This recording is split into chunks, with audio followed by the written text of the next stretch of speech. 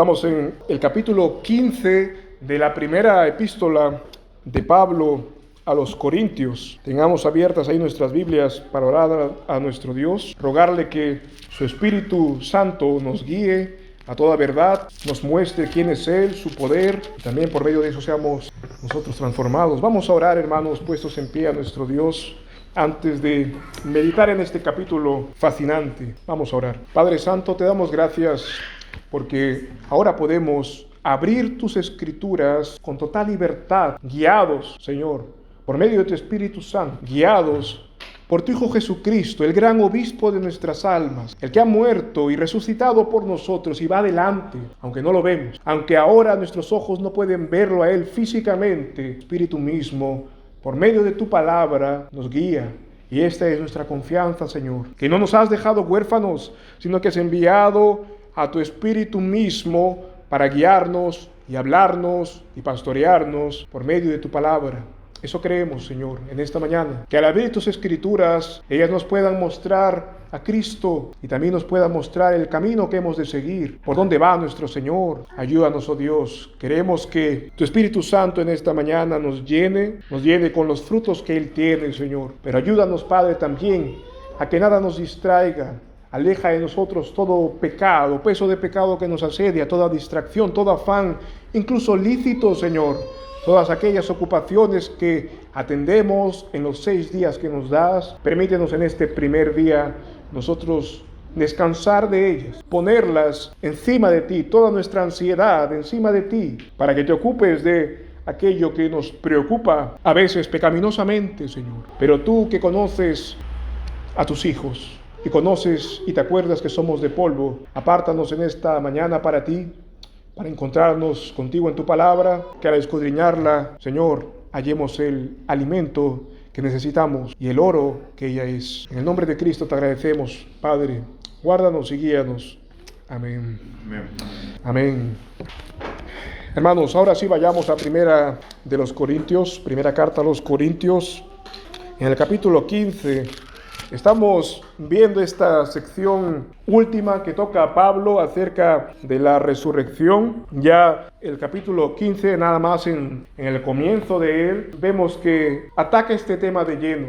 Había un problema en los corintios. De hecho, había varios. Habían muchos pecados. La lujuria, el afán del protagonismo, la competencia, celos, iras, muchas cosas que se nos dice en otra carta que son producto de andar caminando en la carne, de andar caminando no guiados por la palabra, sino guiados por los apetitos de nuestra carne. Ahora, ya hemos pasado por estos capítulos, esgrimiendo cada problema que Pablo pone allí, pero la comprensión que ellos tenían sobre la resurrección puede ser lo que estaba abajo, lo que era la base tal vez de todos los pecados que Pablo había tratado anteriormente.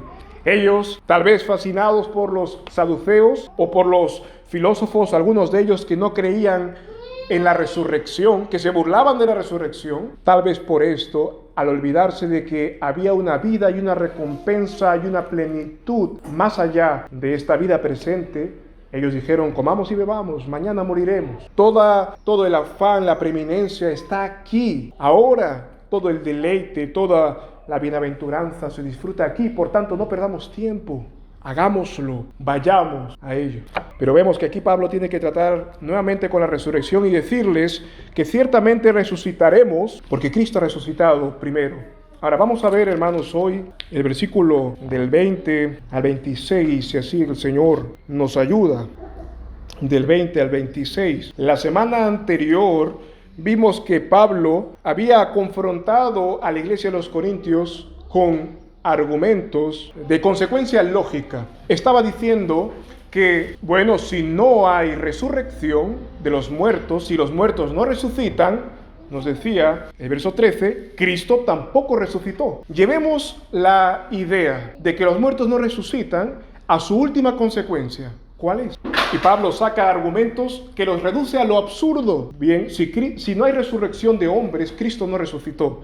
Por tanto, vana es nuestra predicación, nosotros somos hallados falsos testigos, seguís en vuestros pecados. Los que murieron en Cristo perecieron irremediablemente y nosotros somos los más miserables de todos los hombres, porque no tenemos al amado, al deseado. No existe Cristo más allá de la muerte. El gozo que está reservado para allá no hay. Pablo, después de haber llevado sus argumentos a lo absurdo para mostrarles la gravedad de lo que estaban creyendo, ahora comienza a edificar, porque destruyó con eso su idea de que no había resurrección. Y en el verso 20 les habla lo que hay verdaderamente. Les dice: mas ahora Cristo ha resucitado de los muertos, primicias de los que durmieron es hecho. Pues por cuanto la muerte entró por un hombre, también por un hombre la resurrección de los muertos. Porque así como en Adán todos mueren, así también en Cristo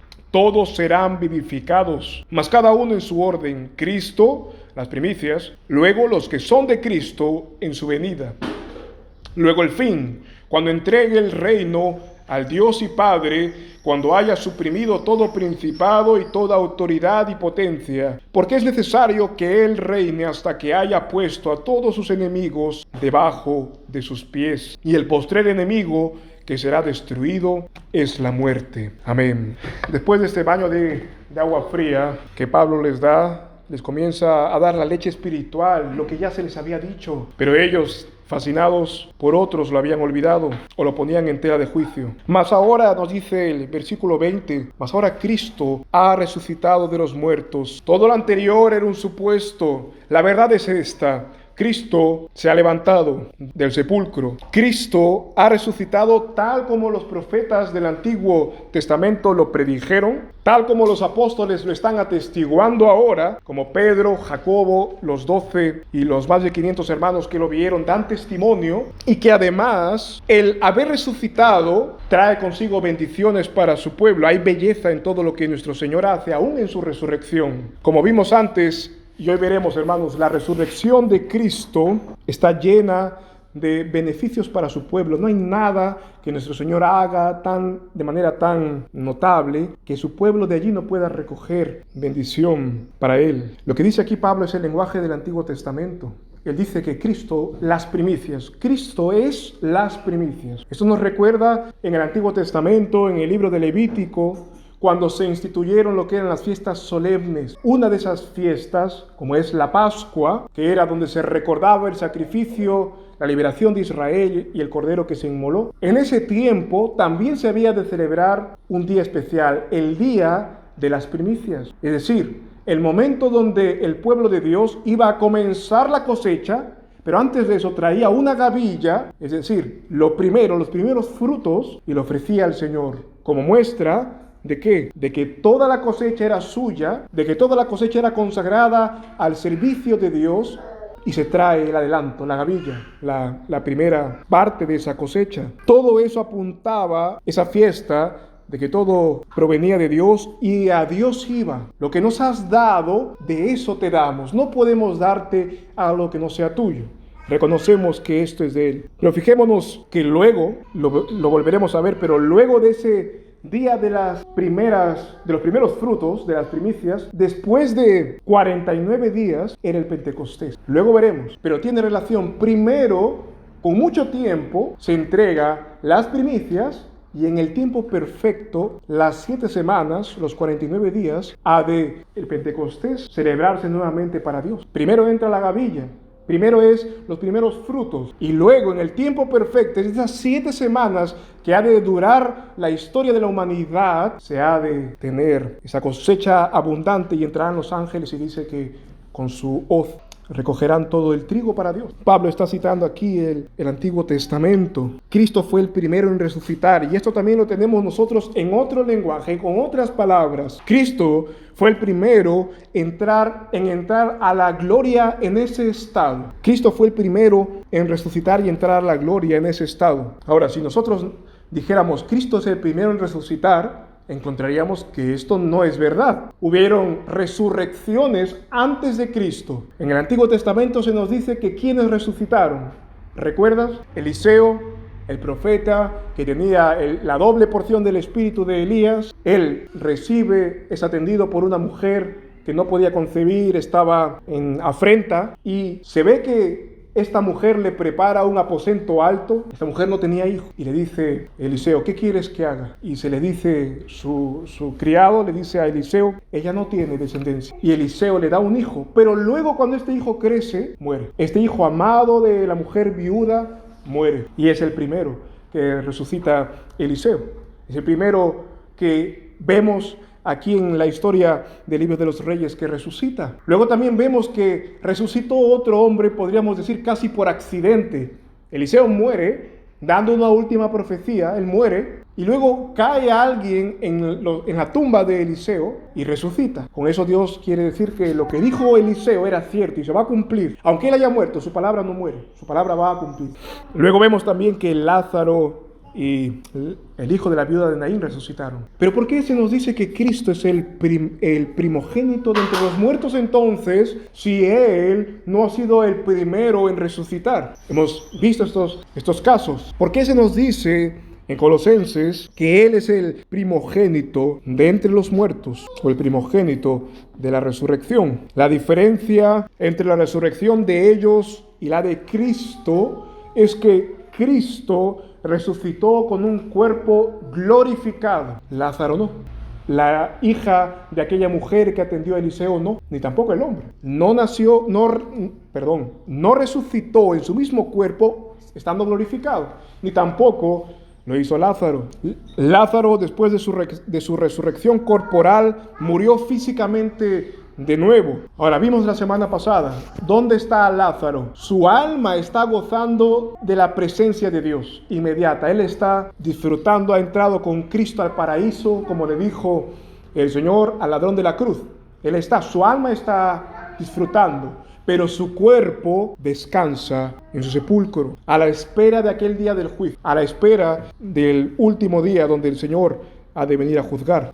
Nos dice Isaías 57:2 que ellos descansan en el sepulcro como en su lecho. Por tanto, ahora mismo en el cielo, podemos decir, si se puede decir cronológicamente, no hay hombre con cuerpo y alma que esté gozando de la presencia del Señor hasta aquel día. Sus almas sí, las almas están con el Señor, disfrutando, pero esperan aquel día, que su alma y su cuerpo se vuelvan a juntar, sean glorificados y así disfruten de Cristo inmediatamente. Vemos en Colosenses 1, vamos rápido a la otra carta que escribe Pablo a los de Colosas, capítulo 1, se nos dice en el verso 15, hablando de Cristo, quien es la imagen del Dios invisible, el primogénito de toda criatura. Y luego nos dice en el versículo 18, y Él es la cabeza de la iglesia, el que es el principio, el primogénito de los muertos, para que en todo tenga la primacía. Y luego Romanos 8:29 nos dice que Él es el primogénito de muchos hermanos. Romanos 8:29. Puesto de otra manera, si Cristo resucitó y nosotros estamos en Él, nosotros hemos de seguir la misma suerte, el mismo destino de Cristo. Resucitaremos con Él. Él solo, como nuestro hermano mayor, se nos ha adelantado. Ha ido a hacer lugar para nosotros, ha ido a preparar moradas para que habitemos con Él para siempre. Él ha de tener la preeminencia. Él ha ido primero y nos espera allá, Dios y hombre. Ahora fíjate, en nuestro texto nos dice Pablo otro razonamiento. No solamente es que Cristo es la primicia o las primicias, si se quiere decir en plural, y que nosotros hemos de seguir en el momento perfecto de esa cosecha, sino que, mire lo que dice el verso 21, dice, pues por cuanto la muerte entró por un hombre, también por un hombre la resurrección de los muertos. Porque así como en Adán todos mueren, así también en Cristo todos serán vivificados. Este es otro razonamiento que Pablo trae aquí a la iglesia de los Corintios. La muerte entró por un solo hombre, también por un hombre entró y entrará la resurrección. Debemos verlo de esta manera. Por medio de Adán, nosotros, ¿qué recibimos, hermanos? Por medio de él recibimos nuestra humanidad, nuestra composición física, pero al mismo tiempo recibimos no solo nuestra humanidad, sino nuestra humanidad caída. Recibimos por Él el ser humanos, pero también el ser pecadores. Por Adán, humanos pero caídos, carne pero corrompida. Y tan cierto como es eso, que Adán nos dio como herencia la carne y el pecado, tan cierto como es eso, debe ser cierto también para nosotros que en Cristo recibiremos como herencia una humanidad sin pecado, una humanidad gloriosa.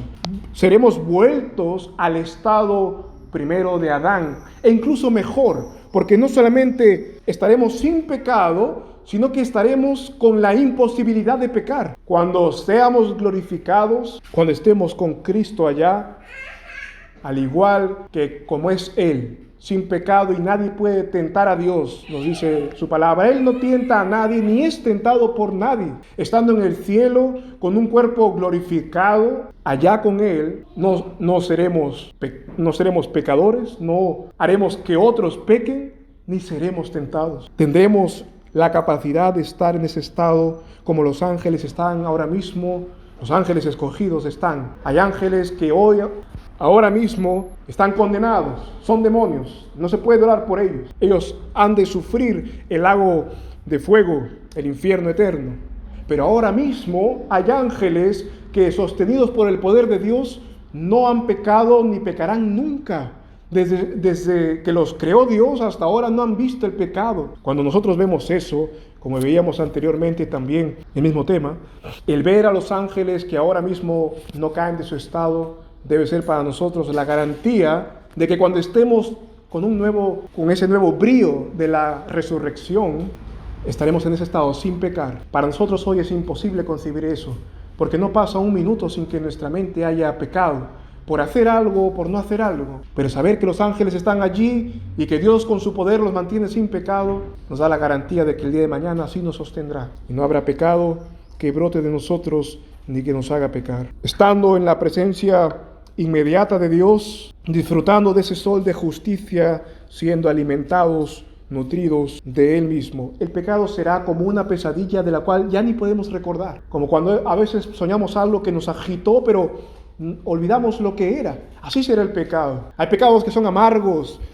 para nuestro día presente, que quisiéramos que nunca haber cometido, o tal vez que nunca nuestros seres queridos lo hayan hecho. Allá no habrá recuerdo de eso. Allá será algo que simplemente sabemos que Dios venció y que Dios sepultó y que ya no existirá más. No será ninguna cosa vieja traída, sino que todo será nuevo, renovado en Cristo. Cristo ocupará el centro de atención. Si hubo un primer Adán, del cual obtuvimos todos los beneficios y las maldiciones, ciertamente este razonamiento inspirado que tenía Pablo es que si hubo un primer Adán, Cristo es un mejor Adán, es el verdadero Adán, que no solo nos dará bendiciones, sino que también nos liberará de las consecuencias del pecado. Fíjate en eso, hermanos. Adán nos heredó un problema, una enfermedad incurable. Todos hemos de morir. Todos hemos de envejecer, de enfermarnos, de unas u otras cosas, pero esta es la rica herencia, entre comillas, que nos dio Adán. Pero el segundo Adán nos ha heredado inmortalidad, nos ha heredado el no ver la segunda muerte, nos ha heredado el tener un lugar a su mesa siempre, nos ha heredado la vida eterna, como dice Él en todo el Nuevo Testamento y aún antes. Todos los que están en Él no morirán jamás, si es que Él no muere. Si Cristo muere, puedes tú tener la garantía de que morirás. Pero si Cristo es inmortal, si Cristo no ha de ver la muerte nunca más, entonces nosotros tampoco con Él. Y aún podríamos decir más lo que dice Pablo en otro lugar. En Romanos, él también se explaya sobre esto y lo veremos. Que así como Adán trajo mucho pecado al mundo, fíjate, él trajo mucho pecado al mundo y la ley hizo que eso se evidenciara, Cristo y su evangelio hace que mucha gracia abunde. La caída de Adán desató el pecado. La encarnación de Cristo, su sacrificio en la cruz y su resurrección llenan de gracia el mundo, hace que sobreabunde gracia para el pecador. Vamos a Romanos 5, vamos a leer lo que nos dice el mismo Pablo en otra de sus cartas.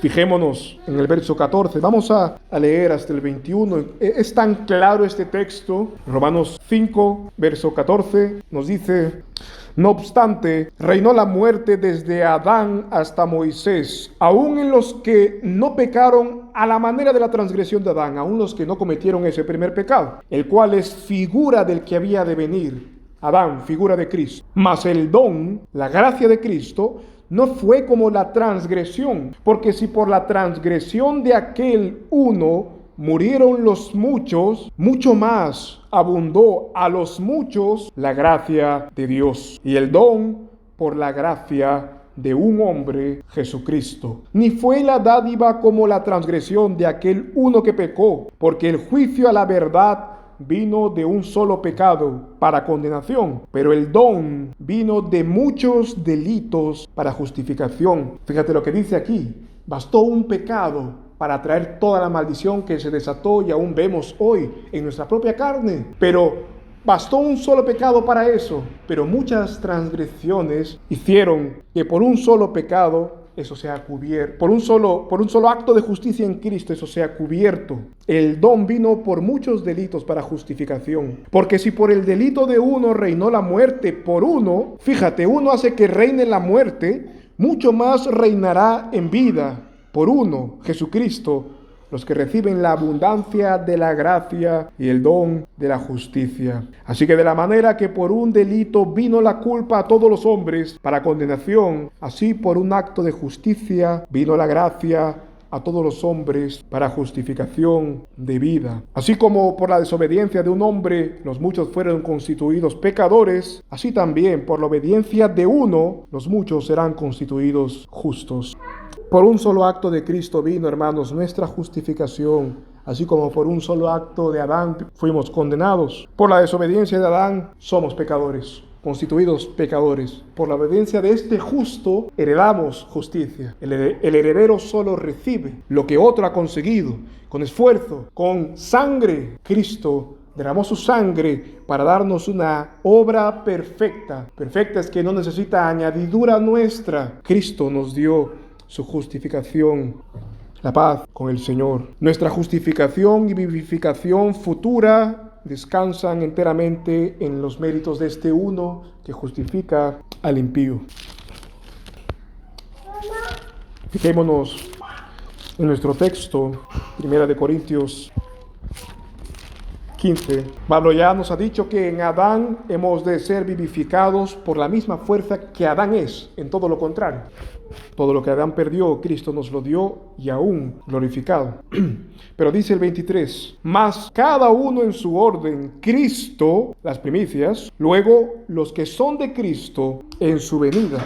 Fíjate que tiene un orden, Cristo primero. Cuando dice Cristo las primicias, no está diciendo Cristo, luego las primicias y luego los que son de Cristo. Está diciendo Cristo que es las primicias, como vimos antes. Él es las primicias. Primero, Él ha resucitado, Él está en ese estado y luego los que son de Cristo en su venida. Lo que estaba comentando anteriormente, que Pablo escoge esta fiesta de la primera gavilla y lo señala con el Pentecostés. En el tiempo perfecto el hombre ha de encontrarse con Cristo, cuando Él haya acabado toda su obra en la tierra. ¿Y qué está haciendo Cristo ahora mismo? Es lo que viene a continuación, porque hay un tiempo perfecto, hay un tiempo de espera, hay un cortejo nupcial entre que la novia se prepara para ver al novio en el momento del altar. ¿Qué está haciendo? Bueno, a diferencia de lo que es en nuestro caso, que el novio solamente está esperando, a diferencia de eso, nuestro amado y deseado está obrando en la tierra.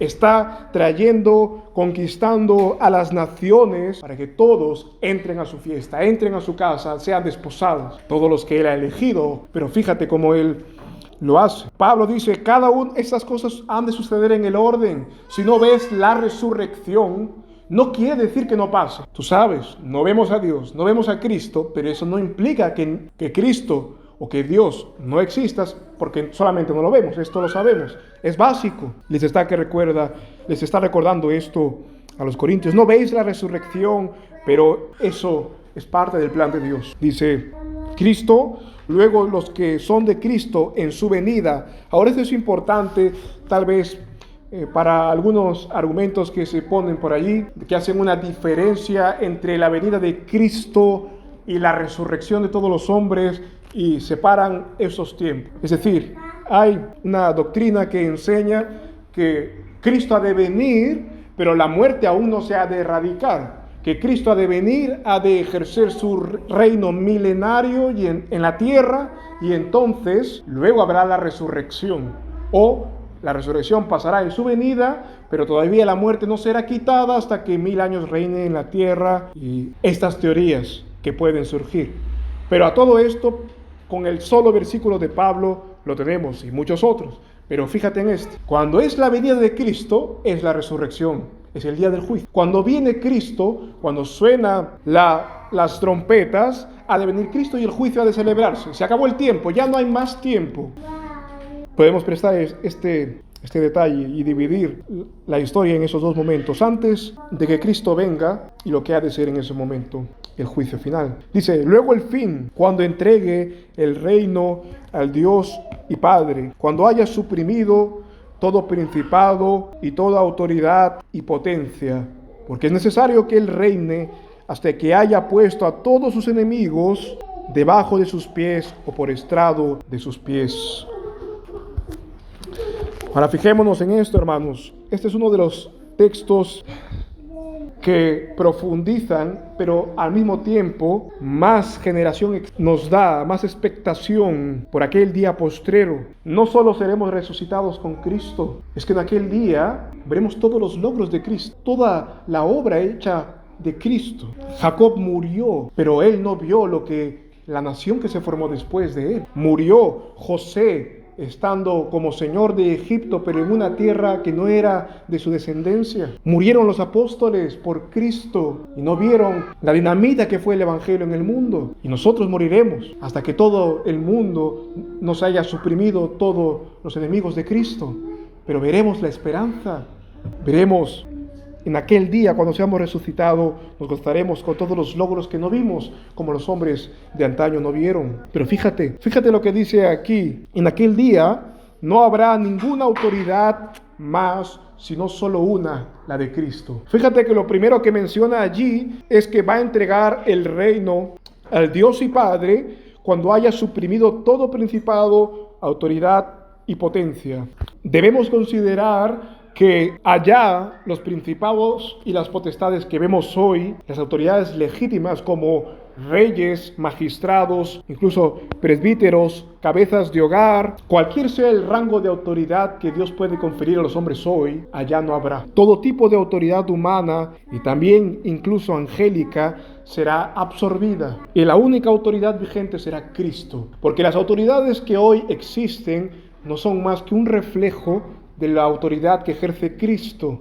Por eso Pablo también en sus cartas les dice a las mujeres, por ejemplo, que se sujeten a los maridos hasta la muerte de ellos, hasta aquel día. ¿Por qué? Y les habla desde una perspectiva eterna, porque para Dios no hay hombre, no hay mujer, no hay siervo ni libre. Allá seremos simplemente criaturas que adoran a un Dios el cual merece toda la atención y todo el honor y toda la gloria.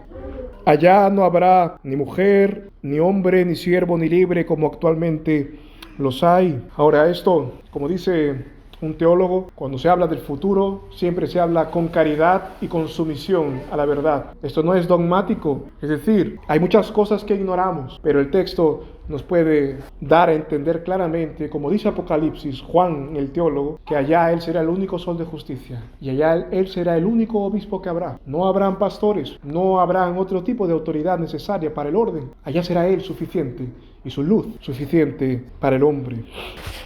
Ahora nos dice este texto: porque es necesario que Él reine hasta que haya puesto a todos sus enemigos por debajo de sus pies. Si te fijas, el verso 24 puede incluir a potestades enemigas como potestades legítimas. En el versículo 24 no especifica, pero en el versículo 25 ya nos especifica que sus enemigos han de ser puestos por debajo de sus pies. Ahora, Pablo aquí cita uno de los pasajes que es de mayor consuelo, ánimo y exhortación que se ha citado en el Nuevo Testamento más de una vez y que hace eco del Antiguo Testamento. Este pasaje es directamente de aquella escena del rey David, cuando por fin fue entronizado, cuando por fin ocupó el trono sobre todo de Israel, cuando por fin murieron todos los que buscaban su mal. Fíjate en segundo de Samuel, el segundo libro de Samuel, el capítulo 22, el verso 1. Hay varios pasajes, los veremos rápidamente en este capítulo. Segundo de Samuel 22, verso 1, nos dice: y habló David a Jehová las palabras de este cántico el día que Jehová lo libró de la mano de todos sus enemigos y de la mano de Saúl. Está el cántico de David, pero fíjate en el verso 40, pues me ceñiste de fortaleza para la batalla, le canta David al Señor.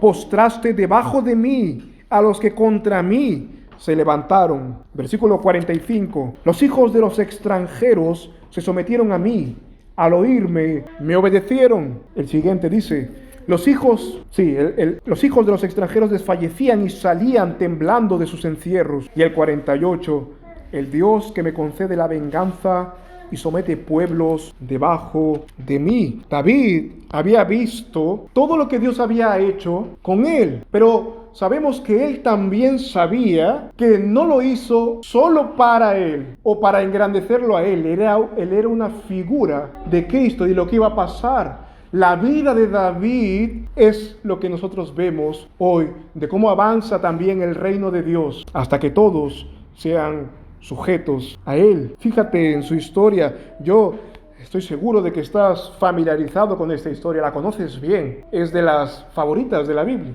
la historia del rey David. No me refiero solamente a la historia donde él pelea con Goliat, sino me refiero a toda su historia, la historia del rey David.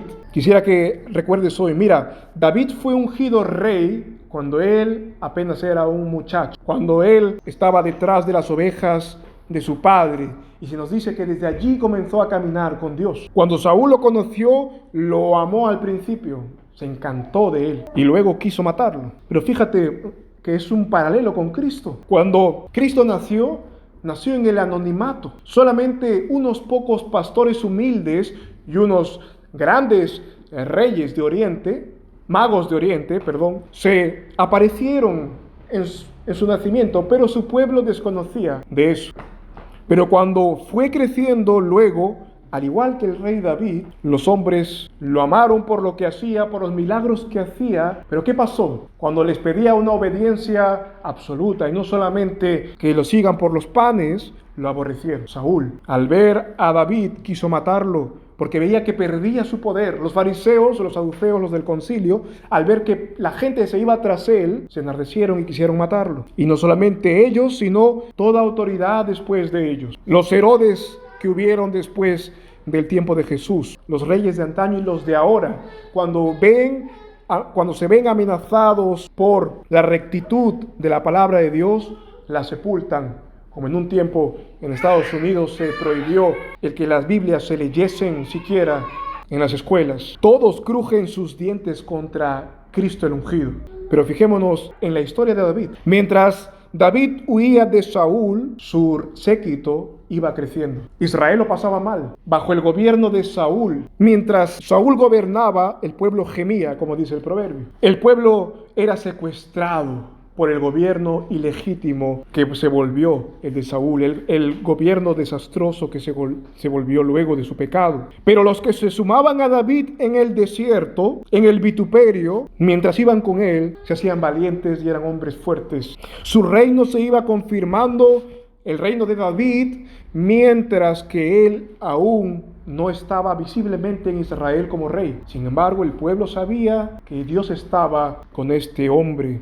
Cantaban, de hecho, Saúl mató a sus 1000, pero David a sus 10,000, lo sabían.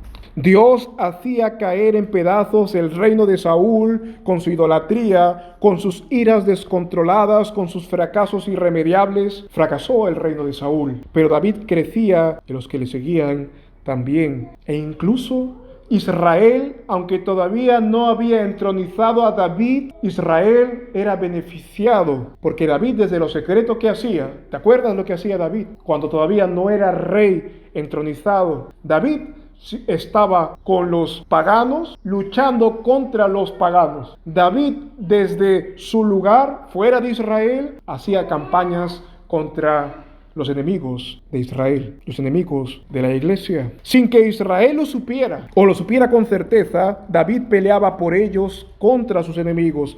Y así también vemos a Cristo que pelea por su reino, pelea por los suyos, por la extensión de su imperio, cabalga delante de su pueblo, aunque tal vez parezca oculto a sus ojos, aunque todos puedan o intenten ignorar esto, incluso aunque todos crujan los dientes contra él, incluso ellos se benefician del bien que David y los suyos consiguen. Las generaciones que hoy gozan de cierta luz son ingratas con respecto a lo que Cristo les ha dado. Si saben que no han de matarse entre ellos, que tienen cierta propiedad y que también privada que defender y también tienen a un Dios que honrar, si todo eso saben, no es sino por la luz de Cristo y de su evangelio. Aunque todos no lo vean, ellos se benefician de las obras del verdadero David y los suyos y de su iglesia que pone su palabra en alto. Cristo fue ungido con el Espíritu Santo sin medida y desde entonces reina. Aunque tal vez no visiblemente para todos los hombres, pero llegará el día, hermanos, como dice este texto, llegará el día donde haya suprimido a todo enemigo suyo, y entonces el mismo pueblo aclamará al Señor Jesucristo como David.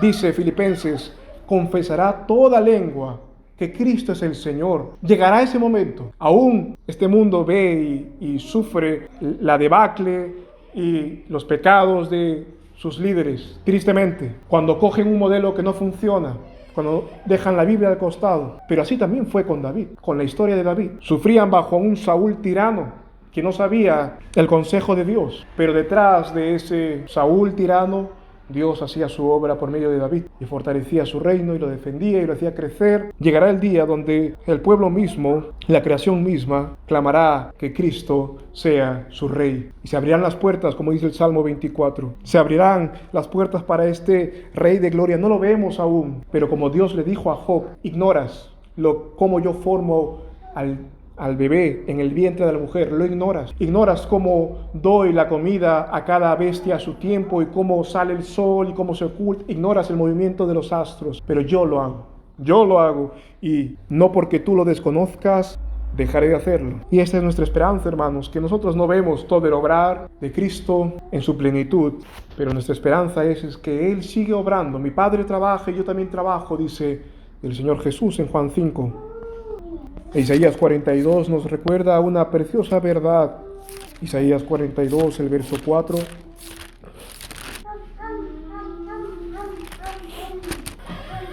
Nos dice acerca del Señor: no se cansará ni desmayará hasta que establezca en la tierra juicio, y las islas esperarán su ley. No se cansará nuestro Señor, no desmayará hasta que se establezca en la tierra el juicio.